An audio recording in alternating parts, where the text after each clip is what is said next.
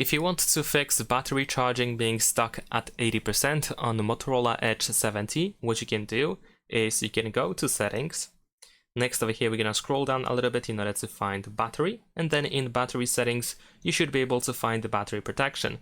And this is the reason why the battery can be stuck at 80%, whether you use smart schedule or manual schedule.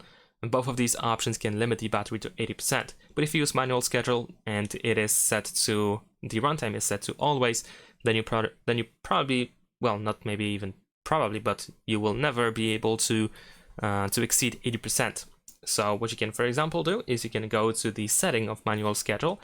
You can set the limit only for specific hours. So only, for example, if you are charging your phone at night, then you can set the limit for the night time, let's say.